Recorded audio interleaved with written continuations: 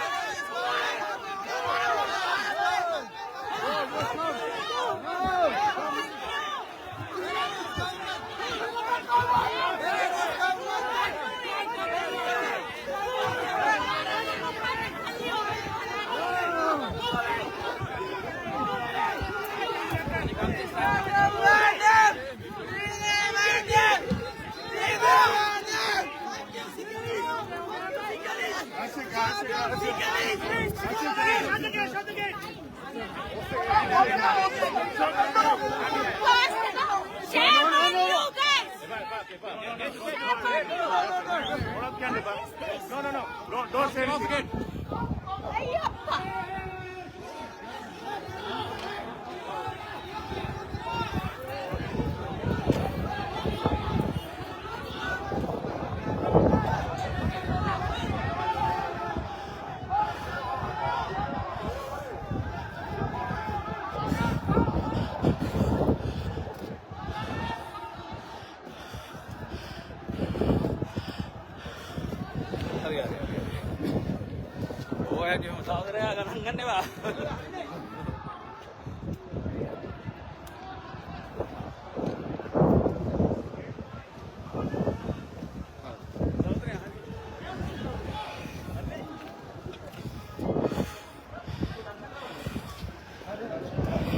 இந்த போராட்டத்தை தாண்டி அதனை கடந்து ஜேவிபியினுடைய பொதுச் செயலாளர் டில்வின் சில்வா அவர்கள் மண்டபத்துக்கு வருகை வந்திருந்தார். அவரை மலர் கொத்துக்கள் கொடுத்து வரவேற்கப்பட்டார். மண்டபத்தில் நிறைந்த மக்கள் காணப்பட்டனர். ரோஹண விஜயவீரவின் உருவ சிலை ஒன்று அவருடைய அந்த நட்சத்திரத்துக்கு பின்னால் செதுக்கப்பட்டு இருந்தது. அதுல சிங்கள, தமிழ், முஸ்லிம் உறுப்பினர்கள் வரவழைக்கப்பட்டிருந்தனர். ஜேவிபியுடைய கார்த்திகை வீரர்களை நினைவு கூறும் அறிமுக நிகழ்வுகள் அங்கு இடம்பெற்றது. அந்த வெற்றிகரமான எதிர்க்கும் பின்வாங்காத மனப்பான்மையை சகோதரர் ரோஹண விஜயவீரராலும் அவர் கட்டியெழுப்பிய இயக்கத்திலும் இருப்பதை இலங்கை தாய் கண்டார். அவர்கள் இலங்கையில் சிங்கள, தமிழ், முஸ்லிம் மக்களின் விடுதலைக்காகவும் வெற்றிக்காகவும் தங்கள் உயிரை தியாகம் செய்து 36 ஆண்டுகள் ஆகின்றன. அவர்களை நினைவு கூறுவதற்காகவே இன்று லண்டனில் இந்த நினைவேந்தல் நிகழ்வு நடைபெறுகிறது. அவர்கள் தங்கள் உயிரை தியாகம் செய்து பிரார்த்தித்த உலகம் இலங்கை மண்ணில் கட்டியெழுப்பப்பட தொடங்கியிருக்கும் வெற்றிகரமான தருணத்தில் அவர்கள் சுமந்து வந்த வெற்றி சின்னம் தலையில் விழாது வெற்றியின் பக்கம் செல்வதற்கு தலைமை தாங்கிய மக்கள் விடுதலை முன்னணியின் பொதுச் செயலாளர் சகோதரர் டில்வின் சில்வா அவர்களின் தலைமையில் இந்த போராட்டம் நடைபெறுவதை மிகவும் சிறப்பான பொருளாக தேர்ந்தெடுக்கப்பட்டுள்ளது. இந்த நிகழ்விலே மண்டபத்தில் இருந்த இருக்கைகளில் ஜேவிபியினுடைய பொதுச் செயலாளர் டில்வின் சில்வா மற்றும் தமிழ், சிங்கள, முஸ்லிம் ஜேவிபி உறுப்பினர்கள் அழைக்கப்பட்டு கௌரவிக்கப்பட்டு இருந்தனர். ஒரு இன ஒற்றுமையை வலியுறுத்துகின்ற வகையிலே, மீண்டும் மீண்டும் வலியுறுத்துகின்ற வகையிலே அங்கே இருந்த பேச்சுக்கள் அமைந்திருந்தது. அதோடு ஒவ்வொருவராக மேடைக்கு அழைக்கப்பட்டு கொண்டிருப்பதை நீங்கள் இப்பொழுது பார்க்கலாம்.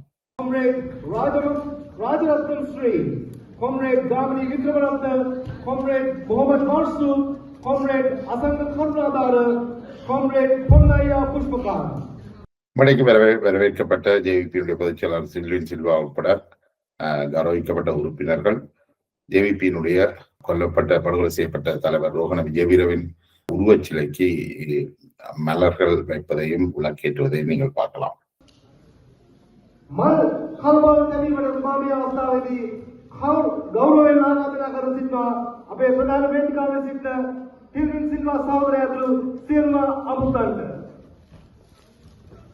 மக்கள் பல்வேறு இலக்குகளை அடைய பாடுபடுகிறார்கள், தியாகங்களை செய்கிறார்கள். அந்த இலக்குகளில் பல தன்னலமானவை.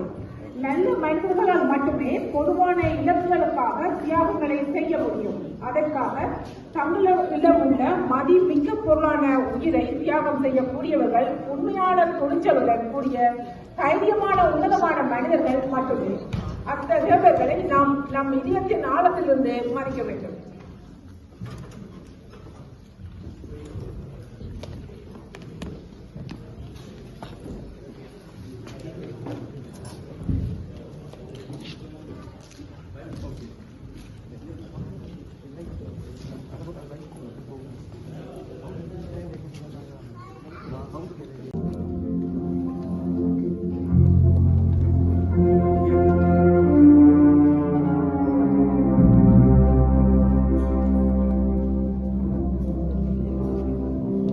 இந்த நிகழ்வின் இடையிடையே கார்த்திகை வீரர்களை நினைவு கூறுகின்ற வகையிலான பாடல்கள், அதை பற்றின விளக்கங்கள் வருவதை காண முதலாவது பாடலை நீங்கள் இப்பொழுது காணலாம்.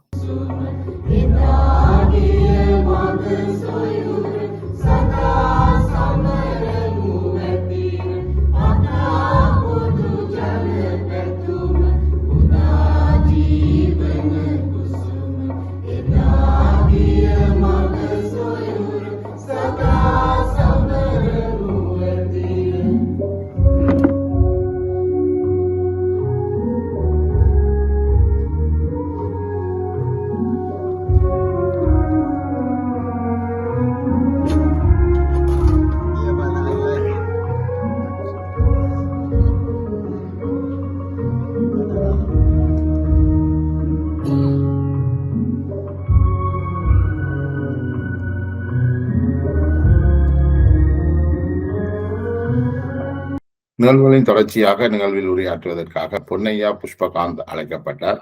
அவர் அழைக்கப்பட்டதும் அவருடைய உரையை நீங்கள் இப்போது கேட்கலாம்.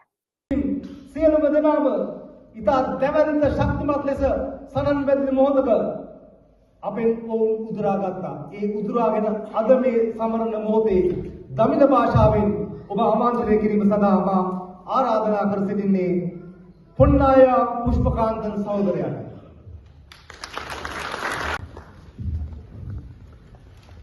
இங்கு வருகை தந்திருக்கும் மக்கள் விடுதலை முன்னணியின் செயலாளர் சகோதரர் ஸ்டீஃபன் சில்வா அவர்களுக்கும் தேசிய மக்கள் சக்தியின் நிறைவேற்று குழு உறுப்பினர்கள் ஏனைய சகோதர சகோதரர்களுக்கும் எனது அன்பான மாலை வணக்கத்தை தெரிவித்துக் கொள்கின்றேன். நாம் இச்சந்தர்ப்பத்தில் 36வது கார்த்திகை வீரர்கள் தினத்தை கொண்டாடுகின்றோம். அவர்கள் விரும்பிய உலகை கற்றுயெழுப்பதற்கான முதல் படிகளை இங்கிலாந்தில் எடுத்த சூழலில் இந்த நினைவேந்தலில் பங்கெடுப்பது ஒரு பாக்கியம். அன்றைய அரசாங்கம் 1983 கருப்பு ஜூலையை உருவாக்கி தமிழ் இளைஞர்களையும் படுகொலை செய்து என்பதை நாம் அறிவோம். ஒரு அழகான நாட்டையும் உலகத்தையும் கட்டியெழுப்பதற்காக போராடிய 60,000 இளைஞர்களை கொடூரமாக ஆட்சியாளர் கொல்லப்பட்டனர். இதில் சிங்களவர்கள், தமிழர்கள் மற்றும் முஸ்லிம்கள் என அனைவரும் இந்த போராட்டத்தில் பங்கேற்றிருந்தனர். விஜய் வீரர், கமநாயக்க போன்ற சிங்கள சகோதரர்களும், ரஞ்சிதம் போன்ற தமிழ் சகோதரர்களும், முகமது நிஷ்மி போன்ற முஸ்லிம் சகோதரர்களும் இந்த போராட்டத்தில் முன்னேறி நின்று தங்கள் உயிரை தியாகம் செய்தனர். அதன்போது 60,000 சகோதர சகோதரர்களை கொன்று புதைத்த ஆட்சியாளர்கள் போராட்டம் முழுமைப்பட்டதாக நினைத்தனர். ஆனால் இந்த நிலம் மிகவும் வளமான நிலம் என்பதை அவர்கள் அறிந்திருக்கவில்லை. புதைக்கப்பட்ட வீரர்கள் மீண்டும் முளைத்து வந்து அநீதியான அமைப்புக்கு எதிராக உறுதுணை அளிப்பார்கள் என்பதை அவர்கள் எதிர்பார்த்திருக்கவில்லை. பல நூற்றாண்டு காலமாக இலங்கையில் சிங்களம், தமிழ் மற்றும் முஸ்லிம் மக்கள் ஒன்றாக வாழ்ந்து வருகின்றனர் என்பதை நாம் அறிவோம். ஆனால் வரலாற்றில் அவர்கள் அனைவரும் ஒன்றிணைந்து உழைத்து பொதுமக்களுக்கான அந்த அரசியல் வெற்றியையும் பெற முடியவில்லை என்பது நிதர்சனமாகும். வரலாற்றில் முதல் முறையாக கடந்த ஆண்டு சிங்கள, தமிழ் மற்றும் முஸ்லிம் மக்கள் அனைவரும் ஒன்றிணைந்து இலங்கையில் உயர்குடி குடும்ப ஆட்சியை நிர்மூலமாக்கினர்.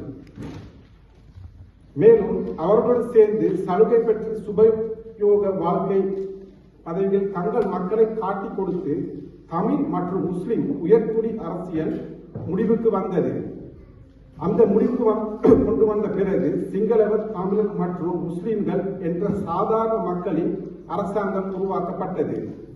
நவம்பர் மாத மாவீரர்கள் மற்றும் வீராங்கனைகள் தியாகங்களால் பலப்படுத்தப்பட்ட தேசிய மக்கள் சக்தி தலைமையிலான மக்கள் விடுதலை முன்னணி அரசாங்கம் ஒருவரை ஒருவர் சந்தேகத்துடன் பார்த்த தேசிய இனங்களை சேர்ந்த பொதுமக்களை ஒன்றிணைத்துள்ளது. அந்த நல்ல கனவை நனவாக்க போராடிய போராட்டத்தில் உயிரிழந்த சகோதர சகோதரிகளுக்கு செய்யக்கூடிய மிக உயர்ந்த அஞ்சலி அவர்கள் விரும்பிய நாட்டை கட்டியெழுப்பதாகும் என்று நான் நினைக்கின்றேன். எனவே அவர்கள் கட்டிய தேசிய ஒற்றுமை நாம் உதாரணமாக கொள்ள வேண்டும். தோல்வியடைந்த சிங்கள, தமிழ் மற்றும் முஸ்லிம் ஊழல் ஆட்சியாளர்கள் எதிர்காலத்தில் அதிகாரத்தை பெறுவதற்காக இனவெறி மீண்டும் தூண்டப்பட பல்வேறு தந்திரோபாயங்களை பயன்படுத்தி வருகின்றார்கள். எனது அன்பான மக்களே, அவர்கள் பொறிகளில் சிக்க வேண்டாம் என்று கேட்டுக்கொள்கின்றேன். இந்த மாவீரர்கள் உதாரணத்தை எடுத்துக்கொண்டு சிங்களவர்கள், தமிழர்கள் மற்றும் முஸ்லிம்கள் ஒன்றிணைந்து இந்த போராட்டத்தை வெற்றியுடன் முடிப்போம். வடக்கு, கிழக்கு, தெற்கு, மேற்கு மற்றும் மலையகத்தில் உள்ள அனைவரும் அழகான வாழ்க்கை பெறக்கூடிய ஒரு வளமான நாட்டிற்காக அர்ப்பணிப்புடன் நம்பிக்கையுடன் உழைப்போம். நன்றி, வணக்கம். அடுத்ததாக கார்த்திகை வீரர்கள் பற்றிய நினைவு கூறல் பாடல் பற்றிய குறிப்பு ஒன்று தமிழிலும் வழங்கப்பட்டிருந்தது. இந்த பாடல்களின் சரி, உரைகளின் பொழுதும் சரி, இடையிடையே தமிழில் அது பற்றின விளக்கங்களும் அளிக்கப்பட்டிருந்தது. அதனை இப்போது பார்க்கலாம். உலகம் முழுவதும் பல்வேறு காரணங்களுக்காக போராடி தங்கள் உயிரை தியாகம் செய்பவர்கள் உள்ளனர். ஆனால் நவம்பர் வீரர்களாகிய நீங்கள் ஆயிரக்கணக்கான மக்களின் விடுதலைக்காகவும் கண்ணியத்துக்காகவும் போராடி உங்கள் உயிரை தியாகம் செய்தீர்கள். அன்புள்ள சகோதர சகோதரிகளே, நீங்கள் மறைந்தாலும் மக்களின் இதயங்களில் மீண்டும் பிறந்துள்ளீர்கள். நீங்கள் எமக்களித்த துணிச்சலான முன்மாதிரியான எடுத்துக்கொண்டு நீங்கள் விரும்பிய புதிய உலகத்தை நாங்கள் உருவாக்குவோமாக. அதற்கு அடுத்தபடியாக ஜேவிபியினுடைய இந்த விடுதலை போராட்டத்தில் நீண்ட காலம் பணியாற்றி, அதாவது குறிப்பாக 3 தலைமுறைகள், அடுத்தடுத்த 3 தலைமுறைகளாக தொடர்ச்சியாக பணியாற்றி கொண்டிருந்த ஒரு பெண்மணியினுடைய உரை இங்கு கேட்கலாம். அதுல அவர் யாழ்ப்பாணம் சென்றிருந்த பொழுது தனக்கு ஏற்பட்ட அனுபவங்களையும், ரோகண விஜயவுக்கு கல்லறியப்பட்ட பொழுது அந்த நடந்த சம்பவங்களையும் தனது நினைவிலே மீட்டிக் கொள்கின்றார். இப்பொழுது அவருடைய உரையே அப்படியே சிங்களத்திலேயே கேட்கலாம். நீங்கள் என்பவர் புரட்சிகரமான இடதுசாரி அரசியல் ஈடுபடும் எங்களுக்கு, குறிப்பாக பெண்களுக்கு ஒரு வாழும் முன்மாதிரியாவார். அவர் இந்த கட்சியின் 3 தலைமுறைகளில் பணியாற்றி இருக்கின்றார். 1971 ஆண்டு போராட்டத்தில் இளம் பெண்ணாக போராடினார். 88-89 அடக்குமுறையை எதிர்கொண்டார். அவரது அன்பு கணவர் ஜேவிபி பொதுச் செயலாளர் உபதசினக்க கமநாயக்க அவர்களால் கொல்லப்பட்டார். இப்போது ஜேவிபியின் 3வது தலைமுறையாக இணைந்து பணியாற்றி வெற்றி கொண்டுள்ளார்.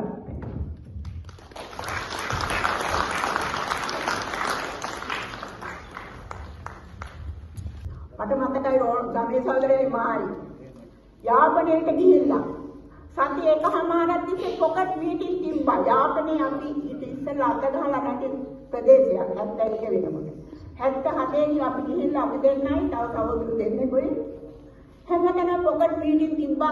ප්‍රෝණ සහෝදරයා ඉන්නේ ඉස්සෙල්ලා මීටින් එක තියන්නේ. එතකොටත් ඔය සමහර මිනිස්සු මේ දැන් සිදුනා වගේ දේවල් වලට අපිට මුහුණ දෙන්න සිදු වුණා. මට මතකයි ප්‍රෝණ සහෝදරයාට ගලක් ගැහුවා. සමහර දෙදුවාදී අදහස් තියෙන වැරදි මාර්ගෙ ගියපු අපේම දූ දරුවන්, අපේම සහෝදරු ප්‍රෝණ සහෝදරයාට ගලක් ගැහුවා. තමා හිටියේ ළඟ. ගමේ සහෝදරයා එක පැත්තක ඉන්නවා, පුංචි හේව සහෝදරයා අනිත් පැත්තෙන් ඉන්නවා. ප්‍රෝණ සහෝදරයා ගලේ පිරාගෙන කිව්වේ අපි ඕගොල්ලන්ට විරුද්ධව නෙමෙයි මේ කරන්නේ. කවුරු හරි වැරදි මාර්ගයේ ගිය කෙනෙක් මට කරදර කරාට මම ඒගොල්ලන්ට තරහ නැහැ.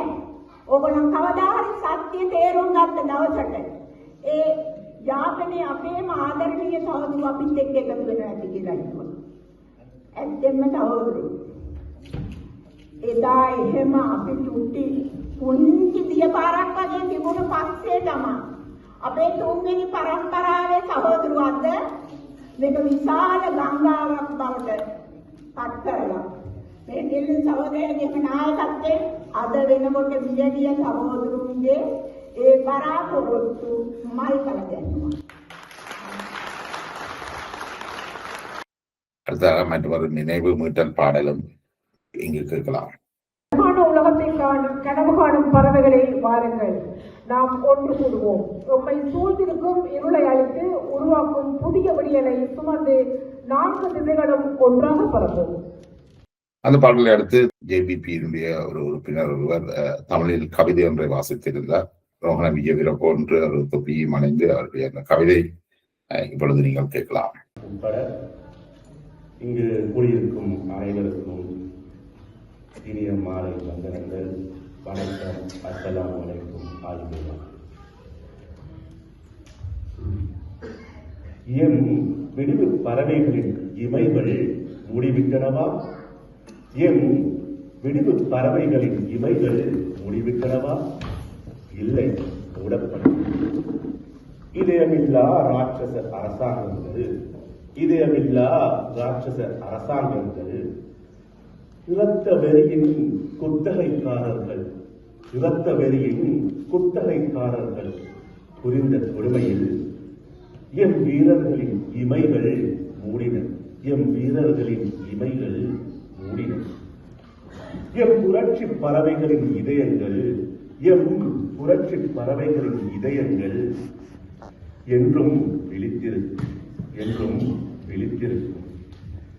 அவர்களின் விடுவு கீதம், அவர்களின் விடுவு கீதம் என்றும் எம் போராட்டத்தில் கலந்தே ஒலிக்கும், என்றும் எம் போராட்டத்தில் கலந்தே ஒலிக்கும். இலங்கை மண்வாசனையில், இலங்கை மண்வாசனையில் என்றும் இப்பறவைகளின் வீரமும் கலந்தே வீசும், என்றும் இப்பறவைகளின் வீரமும் கலந்தே வீசும். பறந்து விரிந்த அந்த சிந்தனை சிறகுகள், பறந்து விரிந்த அந்த சிந்தனை சிறகுகள் இலங்கை மக்களுக்கு என்றும் நிழலாகும், இலங்கை மக்களுக்கு என்றும் நிழலாகும். இது நிஜமாகும், இது நிஜமாகும். நாம் நிஜங்களை தாங்குபவர்கள், நிதர்சன பார்வையில் பறந்தவர்கள். எமக்கு வழிகாட்டிய இப்பறவைகளின், எமக்கு வழிகாட்டிய இப்பறவைகளின் கீதங்களை மீண்டும் மீண்டும் மீட்டியே தீர்வோம், மீண்டும் மீண்டும் மீட்டியே தீர்வோம். ஆம், அந்த பறவைகளின் இமைகள் மூடவில்லை, அந்த பறவைகளின் இமைகள் மூடவில்லை. எம் இதயங்களில் என்றும் விழித்திருக்கிறது, எம் இதயங்களில் என்றும் விழித்திருக்கிறது. எம் இலங்கை திருநாட்டில், எம் இலங்கை திருநாட்டில் சுபிட்சத்தை காண என்றுமே விழித்திருக்கிறது, என்றுமே விழித்திருக்கிறது. எம் கார்த்திகை வீரர்களின் சமாதிகளுக்கு இக்கவிதை சமர்ப்பணம். எம் இலங்கை திருநாட்டிற்கு வெற்றிகள் உண்டாகட்டும். அப்பகே மாத்ருபூமி என்ற ஜெயதேவா. நன்றி.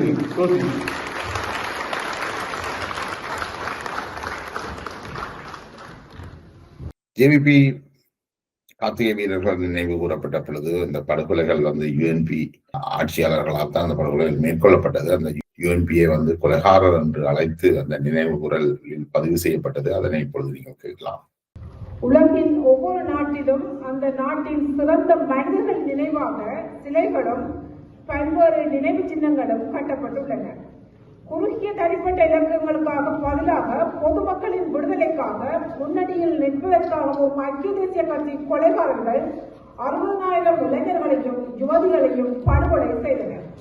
அவர்கள் இறந்த திகதி, எவ்வாறு இறந்தார்கள், அடக்கப்பட்ட இடம் என்பன பற்றி யாருக்கும் தெரியாது. அவர்களுக்கு நினைவு நாட்கள் இல்லை, கல்லறைகள் இல்லை. அவர்களில் பலரின் பெயர்களோ வாழ்ந்த இடங்களோ யாருக்கும் தெரியாது. ஆனால் உயர்ந்த இலக்குகளுக்காக தங்கள் உயிரை தியாகம் செய்த அன்பான மனிதர்களின் உறவுகளை தனக்குள் அடக்கி வைத்து அமைதியாக இருக்கும் பூமித்தாய் இன்றும் நடுங்கி அழுகின்றார். இந்த வாய்ப்பினை எனக்கு அளித்த எல்லோருக்கும் நன்றியை கூறி விடைபெறுகிறேன். நன்றி, வணக்கம். தேங்க்யூ. நிகழ்வின் பிரதம அதிதியாக கலந்து கொண்ட தேசிய மக்கள் சக்தி JVP-யினுடைய பொதுச் செயலாளர் டில்வின் சில்வா அவர்கள் தன்னுடைய உரையில ஒரு நீண்ட வரலாற்று பின்னணியையும் அதுல தாங்கள் கடந்து வந்த பாதைகளையும் தற்பொழுது நடைமுறையில இருக்கின்ற பிரச்சனைகளை பற்றியும் பல்வேறு விடயங்களையும் பேசியிருந்தார். குறிப்பாக நிகழ்வுக்கு வரும்பொழுது முன்னே நடந்த ஆர்ப்பாட்டங்கள் பற்றி குறிப்பிட்ட பொழுது அதில் சிலர் சத்தம் போட்டுக் கொண்டிருந்தார்கள் என்று அப்படியே அதை கடந்து சென்றிருந்தது காணலாம். அத்தோடு திருவோணமலையில் இடம்பெற்ற இந்த புத்தர் சீலை விவகாரம் எவ்வாறு எதிர்கட்சிகளால் தங்களுக்கு எதிராக திருப்பப்பட்டது என்பது பற்றியும் கதைத்து பல்வேறு விடயங்களை பகிர்ந்து கொண்டார். இந்த உரையினுடைய சில பகுதிகளை இஸ்தார் முகமட் அவர்கள் தொகுத்து வழங்குகின்றார். இப்பொழுது இஸ்தார் முகமட்டினுடைய குரலில் நீங்கள் பேச்சின் சாராம்சத்தை கேட்கலாம்.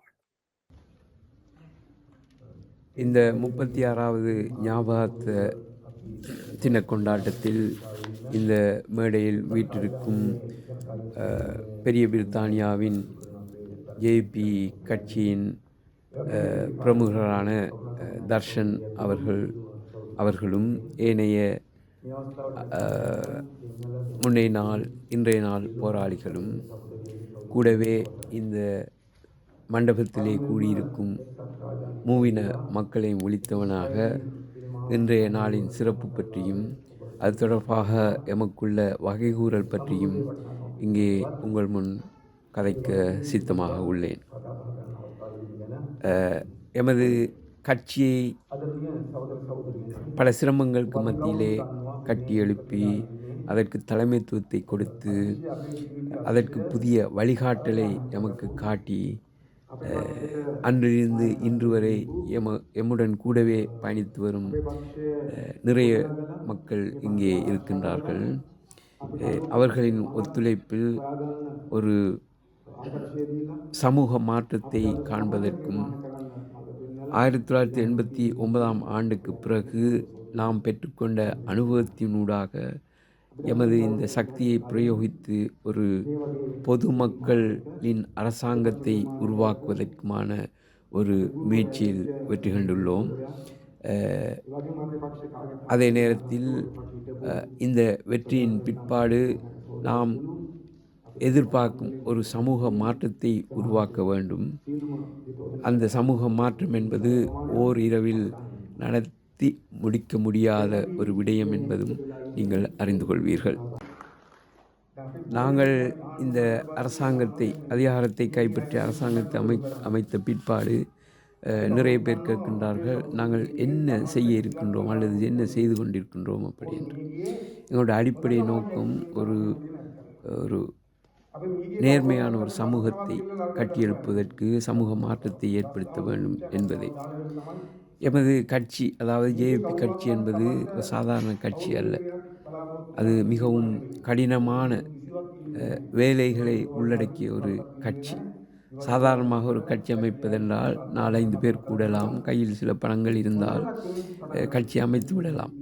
ஆனால் அதை நீண்டு நிலைத்திருக்கும் ஒரு நோக்கத்தை அடிப்படையாக வைத்த ஒரு கட்சியாக அமையப் போவதில்லை. ஆனால் எங்களுடைய கட்சி அப்படி அல்ல. அதுக்கு நிறைய ஒரு அர்ப்பணிப்பு தேவை. அந்த அடிப்படையிலே நாம் ஒரு சமூக மாற்றத்தை காண்பதற்காக இந்த அர்ப்பணிப்புடன் இந்த கட்சியை கட்டி அதன் ஊடாக நாங்கள் நினைத்த அந்த மாற்றத்தை கொண்டு வர இருக்கின்றோம். நாங்கள் அரசியல் பின்புலம், அதாவது பரம்பரையாக அரசியல் செய்தவர்கள் அல்ல. தகப்பன் அரசியல்வாதியாக இருந்தால் மகன் அரசியல்வாதியாக வந்துவிடுவார் என்ற நிலையில் அல்ல.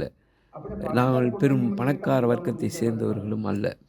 நாம் அனைவரும் சாமானிய மக்கள், ஆனால் அறிவுடையவர்கள், கல்வியை கற்றவர்கள். இந்த அடிப்படையிலே எமது ஒத்துழைப்பு, அதாவது சமூக மாற்றத்துக்கான ஒத்துழைப்பை ஒன்றாக திரட்டி ஒரு கட்சியாக அமைத்து அதன் ஊடாக எமது இலக்கை, எமது கனவை அடைவதற்கு எமது அர்ப்பணிப்புடன் நாம் செயற்பட்டு கொண்டிருக்கின்றோம். இதுவே எமனுடைய கட்சிக்கும் ஏனைய கட்சிகளுக்கும் உள்ள ஒரு வித்தியாசமாகும். நாம் இன்று இலங்கையிலே ஒரு சக்திமிக்க அரசாங்கமாக இருக்கின்றோம்.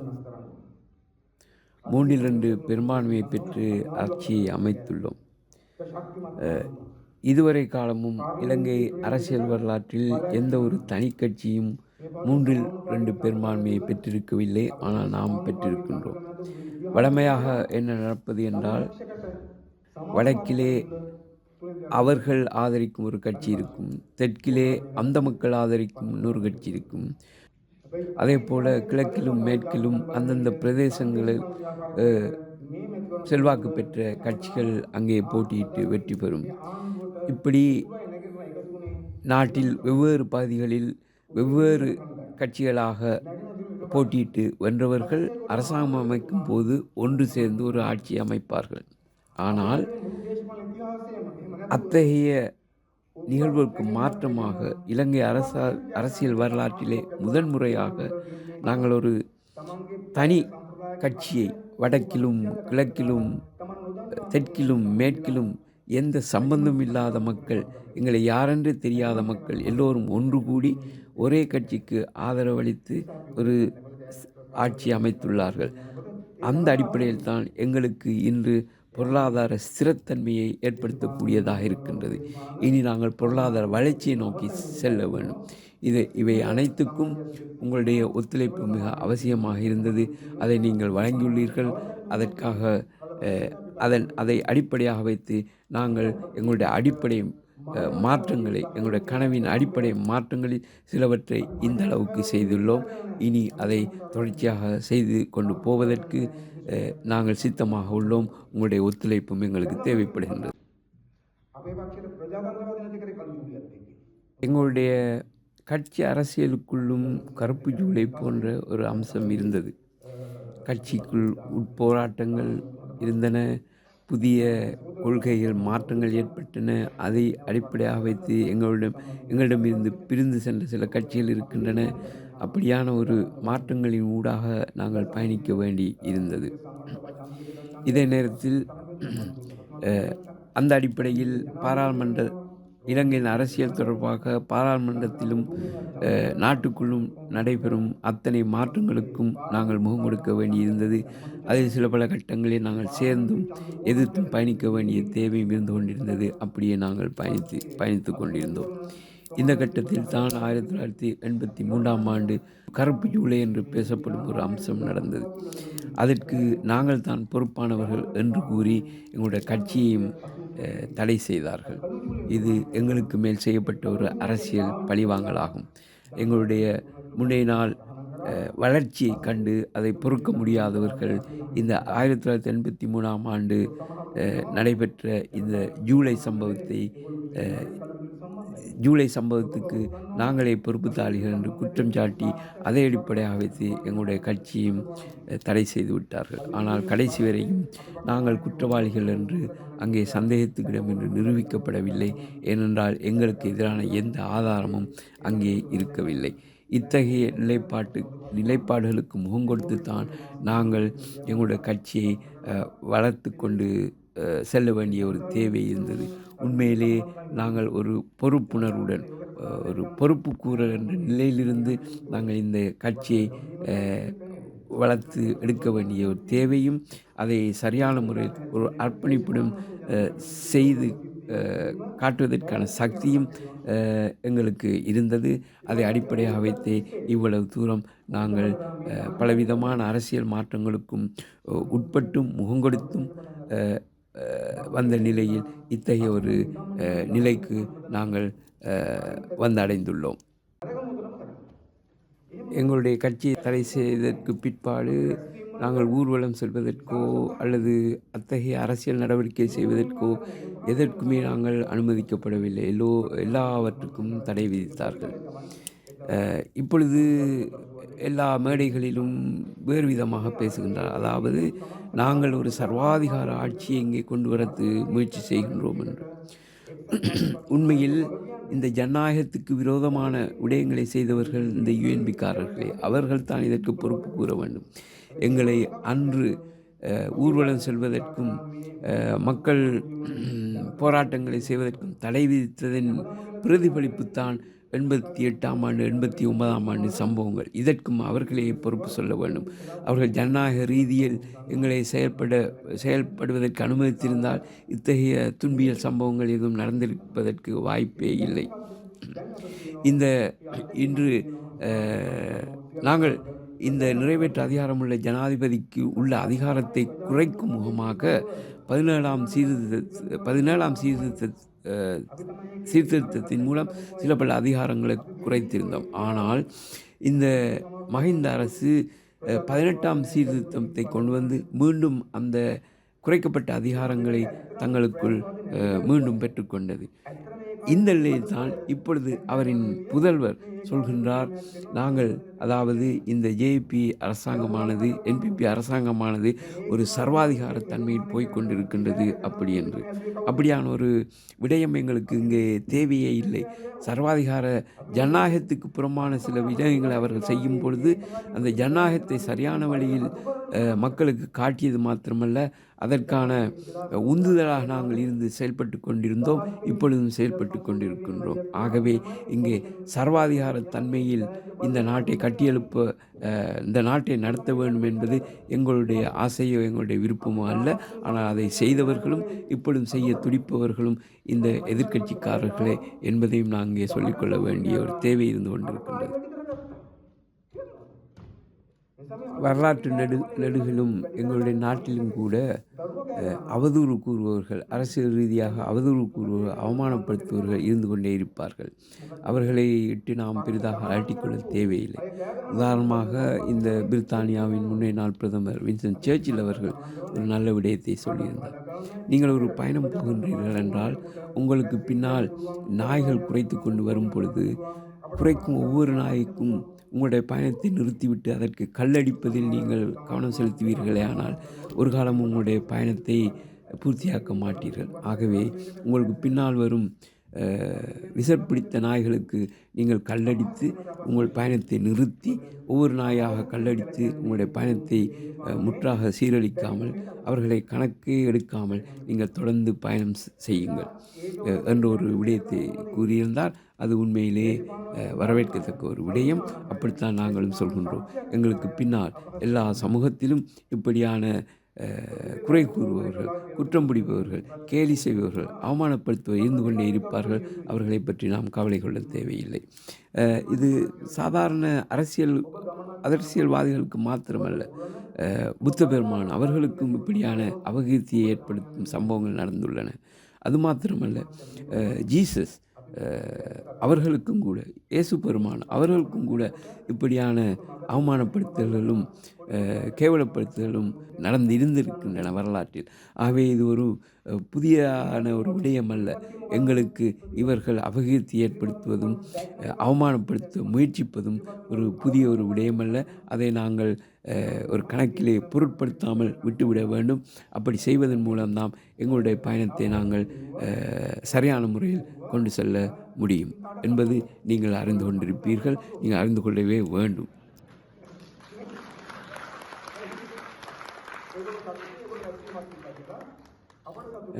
அவர்கள் முன்வைக்கும் கொள்கை என்ன? அந்த கொள்கை தொடர்பான செயல் திட்டங்கள் என்ன? அதை நடைமுறைப்படுத்துவதற்கான வேறு திட்டங்கள் என்ன? எதுவுமே அவர்களிடம் இல்லை. அவர் செய்வதெல்லாம் வெறுமனே எங்களை திட்டி தீர்ப்பதுதான். அந்த வகையில் அவர்களுக்கு எல்லோரும் சந்தோஷமாக இருந்தார்கள். அன்று வந்தார்கள், எங்களை திட்டினார்கள். அந்த கூட்டத்துக்கு வந்தவர்களுக்கு சாப்பாடு கொடுக்கப்பட்டது. அவர்கள் சாப்பிட்டார்கள், சந்தோஷப்பட்டார்கள், ஆடினார்கள், பாடினார்கள், சந்தோஷப்பட்டார்கள். எங்களுக்கும் அதிலே சந்தோஷம். காரணம் என்னவென்றால், அவர்கள் எங்களை எதிர்ப்பதற்கான, நியாயமான முறையில் எதிர்ப்பதற்கான எந்த கொள்கை திட்டம் அவர்களிடம் இல்லை. அவர்கள் அதை முன்வைக்கவும் இல்லை. அந்த அடிப்படையிலே எங்களுக்கு எந்த பயமும் இல்லை. இதை அடிப்படையாக கொண்ட மாதிரி தான் ஏற்கனவே எங்களுடைய ஜனாதிபதி அவர்கள் பாராளுமன்றத்தில் சொல்லியிருந்தார்கள். அதாவது, எங்களை தோற்கடிக்க வேண்டுமானால், இந்த அரசாங்கத்தை தோற்கடிக்க வேண்டுமானால், எங்களுடைய கொள்கையுடைய மிக சிறந்த கொள்கையை எந்த கட்சியாவது முன்வைப்பார்களே ஆனால், அதை மக்கள் ஏற்றுக்கொள்வார்களே ஆனால், நாங்கள் இங்கே தோற்று போனவர்கள் ஆகிவிடுவோம். ஆனால் இப்பொழுது அவர்களிடம் அத்தகைய ஒரு கொள்கை இல்லை. ஆகவே அவர்கள் எங்களை தோற்கடிப்பதற்கான எந்த வாய்ப்புகளும் இல்லை. அந்த அடிப்படையிலே நாங்களும் சந்தோஷம். அவர்கள் எங்களை திட்டி தீர்ப்பதிலும் உணவு உண்பதிலும் ஆடிப்பாடுவதிலும் சந்தோஷப்பட்டார்கள். எங்களுக்கு எதிரான எந்த கொள்கையும் அவர்கள் முன்வைக்கவில்லை. ஆகவே மக்கள் எங்களை தோற்கடிக்க மாட்டார்கள் என்பதில் எங்களுக்கும் சந்தோஷம். ஆக ஒட்டுமொத்தமாக எல்லோருமே அன்று சந்தோஷப்பட்டார்கள். எங்களுக்கு இருப்பது என்ன?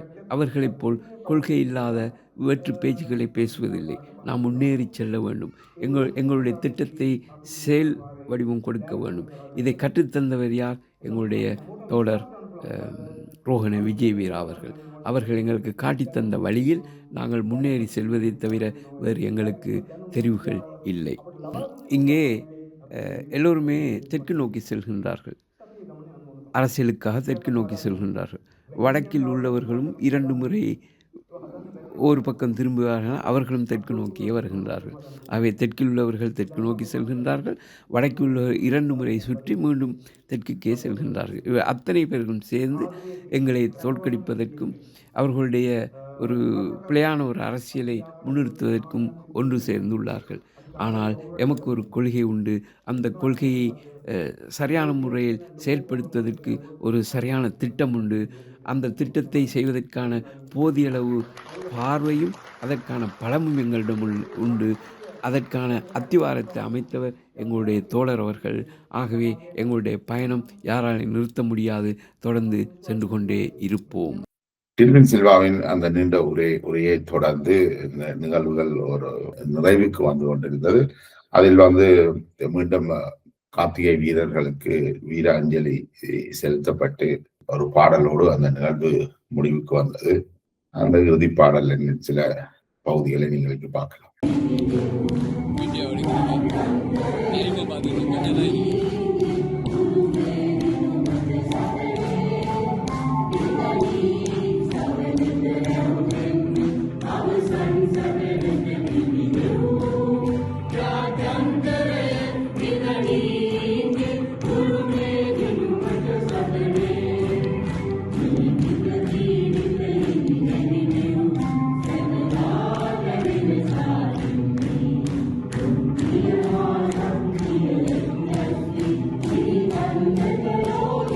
இந்த நிகழ்வின் ஆரம்பத்திலேயே நான் குறிப்பிட்டது போல இந்த நிகழ்வு ஆரம்பிக்கப்படுவதற்கு முன்பாக அங்கு ஒரு போராட்டம் முன்னெடுக்கப்பட்டிருந்தது. இந்த போராட்டத்தை டிசிசி தமிழ் கோஆர்டினேஷன் கமிட்டி என்ற அமைப்பு ஏற்பாடு செய்தது.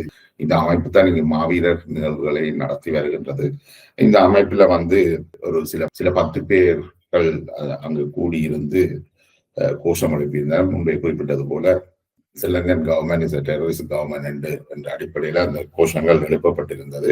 டில்வின் சில்வா வருகின்ற பொழுது அவருடைய காரை சுற்றி வளைத்து இந்த புலிக்கொடிகள் காண்பிக்கப்பட்டு அவருடைய காரின் மீதும் புலிக்கொடிகள் வீசப்பட்டு ஆர்ப்பாட்டம் செய்ததை நீங்கள் இந்த வீடியோவிலையும் காணலாம். இது தொடர்பாக பல்வேறு விமர்சனங்கள் வைக்கப்பட்டிருந்தது. குறிப்பாக தமிழ் மக்கள் தரப்பில் இருந்து இந்த செயற்பாடு எதிரான குரல்கள் ஓங்கி ஒழித்திருக்கின்றது. ஏனென்றால் இதுவரை வந்த அரசாங்கங்களுக்குள்ள தேசிய மக்கள் சக்தி அரசு ஒரு முற்போக்கான அரசாகத்தான் பெரும்பாலான தமிழ் மக்களாலும் பார்க்கப்படுகிறது. அதன் விளைவாகத்தான் தேசிய மக்கள் சக்தியில இருந்து கிட்டத்தட்ட 8 பாராளுமன்ற உறுப்பினர்கள் வரை வடக்கு கிழக்கில் தெரிவு செய்யப்பட்டிருக்கின்றனர். இப்ப இந்த பின்னணியில தான் இதுவும் நடக்கின்றது. அப்ப ஏன் இவர்கள் இன்றைய காலகட்டத்துல இப்ப ஜேவிபி இனவாதம் இல்லாமல் இனவாதத்தை நிராகரிக்கின்ற ஒரு கட்சியாக தன்னை வளர்த்து கொண்டு வருகின்ற நேரம் இந்த யுத்தங்களோடையும் நேரடியாக சம்பந்தப்படாமல் இருந்த போதும் ஜேவிபியை வலிந்து ஏனைய அரசுகள் போல காட்ட முற்படுவது இலங்கையில உள்ள தெற்கில் உள்ள பேரினவாத சக்திகளுக்கு துணை போகின்ற ஒரு நிகழ்வாக போராட்டம் பார்க்கப்பட்டிருக்கின்றது. அது சம்பந்தமாக ஒரு பொய்யான செய்தியும் பரப்பப்பட்டிருக்கிறது. அதன்படி இந்த டிசிசியினுடைய நெருங்கி வேலை செய்யக்கூடிய ஒருவர் யோகலிங்கம் சொக்கலிங்கம் என்பவர். யோகலிங்கம் சொக்கலிங்கம் நாடு கடந்த தமிழீழ அரசாங்கத்தினுடைய ஒரு உறுப்பினராக இருந்திருக்கின்றார். இவருடைய சகோதரர் சுவிட்சர்லாந்து நாட்டினுடைய புலட் அமைப்பினுடைய பொறுப்பாளராக இருக்கின்றார். அப்ப இது தொடர்பாக போய் பரப்பப்பட்டிருந்த ஒரு பொய் பிரச்சாரத்துல என்ன சொல்கிறார்கள் என்றால், போராட்டத்தை உறுப்பினர் ஒருவர் அல்லது ஜேவிபியினரோ அல்லது ஜேவிபிக்காக வேலை செய்யக்கூடிய யோகலிங்கம் அவர்களோ திட்டமிட்டு சிங்களாக்களை கொண்டு வந்து தான் இந்த போராட்டத்தை நடத்தி தமிழர்களுக்கும் புலிகளுக்கும் ஒரு கெட்ட பெயரை ஏற்படுத்துவதாக பிரச்சாரம் ஒன்று மேற்கொள்ளப்பட்டிருந்தது. அதுல எந்தவித உண்மையையும் எங்களால் அறிய முடியல. ஏனென்றால் இந்த போராட்டத்துல கலந்து கொண்ட அத்தனை பேருமே தமிழர்களாகத்தான் இருந்திருக்கின்றார்கள். பெரும்பாலானவர்கள் அரசியல் தஞ்சம் கூறிய விசாவுக்கு விண்ணப்பித்து விட்டு இருப்பவர்களாகவும், இன்னும் கொஞ்சம் பேர் தமிழே தெரியாமல் ஆங்கிலம் பேசக்கூடிய ஒரு 2வது தலைமுறை இளைஞர் யுவதிகளாகவும் இருந்திருக்கின்றனர். அப்ப இதுல 2 மாறுபட்ட தரப்பும் 2 பிரிவுகளும் இங்கு வாழ்வுரிமைக்காக போராடி கொண்டிருக்கின்ற விசா பெறுகின்றவர்களும் ஏற்கனவே இங்கு குடியேறியவர்களின் 2வது தலைமுறை பிள்ளையினர்களும் இணைந்துதான் இந்த போராட்டத்தில் இணைந்திருக்கின்றனர். இவர்கள் 2 தரப்புக்கும் வெவ்வேறு காரணங்கள், இந்த போராட்டத்தை முன்னெடுக்கிறதுக்கு வெவ்வேறு காரணங்கள் இருந்தாலும், இந்த ஒரு விடுதலை புலிகளுடைய கார்த்திகை மாத மாவீரர்கள் நிகழ்வு போல ஜேவிபி அமைப்பினர் தங்களுடைய கார்த்திகை வீரர்களை நினைவு கூறுகின்ற ஒரு நிகழ்வு தான் இது. இன்னும் ஒரு சில தினங்களுக்கு பிறகு இங்க மாவீரர் தினம் ஒன்று நடக்க போது. ஏற்கனவே நடந்த கார்த்திகை வீரர்கள் தினத்தை புலிக்கொடியோடு போய் குழப்புறது அல்லது அதனை கொச்சப்படுத்துறது போன்ற விஷயங்கள் எவ்வளவு தூரம் ஆரோக்கியமானது என்றது மக்களுடைய கருத்துக்கள்ல இருந்து தெரிய வருகிறது. அவர்கள் பலரும் இதனை கண்டித்திருக்கின்றார்கள். குறிப்பாக இது சில சட்டத்தரணிகள் தங்களுடைய இந்த விசா மதிவிட உரிமைகளுக்கான விண்ணப்பங்களுக்காக இவ்வாறு போராட்டங்கள்ல ஈடுபட சொல்லி தூண்டுவதால இவ்வாறான போராட்டங்கள் தொடர்ச்சியாக நடைபெறுவதாக பல்வேறு குற்றச்சாட்டுகள் வைக்கப்படுகிறது. இது அந்த கூட்டத்திலேயும் எதிரொலிச்சதற்கான கூட்டத்தின் மேடையில யாரும் அதை பற்றி பேசல. ஆனால் கூட்டத்துல கலந்து கொண்டவர்கள் இந்த போராட்டம் பற்றின அபிப்பிராயங்களை வெளியிடுகின்ற பொழுது அவர்கள் தமிழரோ சிங்களரோ முஸ்லிம்களோ எல்லாருமே கிட்டத்தட்ட ஒரே விஷயத்தை தான் சொன்னாங்கன்னா, இது திட்டமிட்டு சில சட்டத்தரணிகளால தான் மேற்கொள்ளப்படுகிறது. இதுல ஒரு இன்னொரு உண்மையும் இருக்குது என்பது என்னென்றால், அப்பொழுது இந்த பொய் பிரச்சாரத்தில் பயன்படுத்தப்பட்ட யோகலிங்கம் சொக்கலிங்கம் என்பவர் நாடு கடந்த தமிழ் அரசாங்கத்தில் இருப்பவர். அடுத்தது இந்த டிசிசி தமிழ் கோஆர்டினேஷன் கமிட்டி என்று இந்த மாவீரர் தின நிகழ்வுகளை நடத்துகிறார்கள். இவர்கள் அகதி விண்ணப்பங்களுக்கான கடிதங்கள் கொடுக்கின்றது, அவர்கள் சில ஒரு சிறு தொகை பணத்தை பெற்றுக்கொண்டுதான் இதுகளை செய்கின்றார்கள். அந்த பணம் அவர்கள் இவ்வாறான போராட்டங்களை மேற்கொள்வதற்கு பயன்படுத்தப்படுது. எப்படி நடக்கும் என்றால், இந்த அரசியல் தஞ்சம் கோருகின்றவர்களை பிரதிநிதித்துவப்படுத்துகின்ற சட்டத்தரணிகள் இவ்வாறான போராட்டங்கள் கூட்டங்கள் நடக்கின்ற பொழுது தங்களுடைய தஞ்ச விண்ணப்பதாரிகளை இந்த போராட்டங்களில் கலந்து கொள்ள அனுப்புகின்றார்கள். அனுப்பி அதுல இருந்த ஒரு படத்தை எடுக்கும், இந்த புலிக்கொடியை வைத்துக்கொண்டு இந்த போராட்டங்கள்ல ஈடுபட்டு அந்த படத்தை எடுக்கின்ற பொழுது அவர் தான் ஒரு அரசியல் செயற்பாட்டாளராக இந்த அரசியல் தஞ்ச விண்ணப்பத்துல சொல்லிக்கொள்ள முடியும். அதன் சொல்லிக் கொள்வதன் மூலமாக தனக்கு இலங்கையில ஒரு ஆபத்து இருக்கின்றது என்று காட்டி அந்த தஞ்ச விண்ணப்பத்தை வென்றெடுக்கலாம் என்று சிலர் முயற்சிக்கின்றார்கள். இது எப்படி என்றால், இலங்கையுடைய யுத்தம் நடந்து கொண்டிருக்கிற காலகட்டத்துல கூட இலங்கையுடைய வடக்கு கிழக்குக்கு வெளியே தமிழர்கள் வாழ்ந்திருக்கின்றார்கள். குறிப்பாக தென்பகுதியில 3 பகுதி தமிழர்கள் வாழ்ந்திருக்கிறார்கள். அதாவது பிரித்தானியா போன்ற மேற்கு நாடுகள்ல இந்த அரசியல் தஞ்சம் வழங்கப்படுகின்ற பொழுது அவர்கள் பொதுவாக இலங்கையில பிரச்சனை இருக்கின்றது என்றதுக்காக அரசியல் தஞ்சம் வழங்குற நடைமுறை முடிவுக்கு வந்துவிட்டது. நீண்ட காலத்துக்கு முதலே அந்த யுத்தம் நடந்து கொண்டிருக்கிற காலத்திலேயே முடிவுக்கு வந்துவிட்டது. அப்ப அந்த அரசியல் தஞ்சம் கோருபவர் தனக்கு தனிப்பட்ட வகையில அங்கே ஆபத்து இருக்கின்றதை நிரூபிக்கவர். அதனை நிரூபிக்கிறதுக்கு பல்வேறு செயற்பாடுகள்லையும் இளைஞர்கள் ஈடுபட்டதாக. அந்த காலகட்டத்துல அங்கே ஒரு பிரச்சனை இருந்தது. அங்குள்ள இராணுவம், போலீசார், கடற்படை, பாதுகாப்பு படை எல்லாமே கைது செய்யப்படுகின்ற தமிழ் இளைஞர்களை சித்திரவதை செய்திருக்கிறார்கள், படுகொலை செய்திருக்கின்றார்கள். அவ்வாறு ஒரு ஜனநாயகமற்ற சூழல் ஒன்று அங்கே இருந்தது. பல நூற்றுக்கணக்கான இளைஞர்கள் பாதிக்கப்பட்டிருக்கிறார்கள். அப்படிப்பட்ட ஒரு நெருக்கடியில இருந்து வருபவர்களை இங்கே அரசியல் தஞ்சம் கோருகின்ற பொழுது அவர்கள் ஒரு சில பொய்கள் அல்லது மிகைப்படுத்தல்களை செய்து அரசியல் தஞ்சம் கோருவதை யாரும் பிள்ளை என்று பார்க்கல. அதையெல்லாம் ஓரளவுக்கு ஏற்றுக்கொள்ளப்பட்டதாகத்தான் இருந்தது. ஆனால் இப்ப யுத்தம் முடிஞ்ச 16 ஆண்டுகளுக்கு பிறகு தற்பொழுது ஒரு அரசியல் மாற்றம் நடந்திருக்கிறது. அங்குள்ள தமிழர்களும் இந்த அரசியல் மாற்றத்தை பெரும்பாலானவர்கள் விரும்புகின்றார்கள். அங்கு ஒரு பொருளாதார முன்னேற்றம் பெற வேண்டும். அப்படி பொருளாதார முன்னேற்றம் அபிவிருத்தி வந்தால்தான் தொடர்ச்சியாக அந்த மண்ணில தமிழ் மக்கள் காப்பாற்றப்படுவார்கள் என்ற சூழல் ஒன்று இருக்கிறது. அந்த நிலைமையில இப்ப இவ்வாறான போராட்டங்களை மேற்கொள்வது ஒரு ஆரோக்கியம் இல்லாத தனமாகத்தான் பார்க்கப்படுகின்றது. இந்த சட்டத்தரணிகள் சிலருடைய செயற்பாடுகள் இந்த இவ்வாறான போராட்டங்கள்ல மக்களை இந்த அரசியல் தஞ்சம் கோருபவர்களை அனுப்பி போராட வைத்து அதற்கான ஆதாரங்களை சேர்க்கின்ற முயற்சி கிட்டத்தட்ட அங்க உள்ள தமிழ் மக்களுடைய பொது நன்மைக்கு எதிரானதாக அமைகிறது. அதாவது ஒரு சிலருடைய நலமான வாழ்வுக்காக அங்கு ஒரு தொடர்ச்சியாக மக்கள் கீழ்நிலைக்கு தள்ளப்படுகிறார்கள். அந்த மண்ணை விட்டு மக்கள் வெளியேறுவதற்கான நிர்பந்தங்களும் இதை ஏற்படுத்துவதனால இதுக்கு எதிரான கருத்துக்கள் தற்பொழுது வலுவடைந்து வருகிறது. அதோட இந்த சில இடங்கள்ல பாத்தீங்கன்னா செல்ஃப் இன்ஃபிளிக்டட் இன்ஜுரிஸ், தங்களை காயப்படுத்திக் கொள்வது.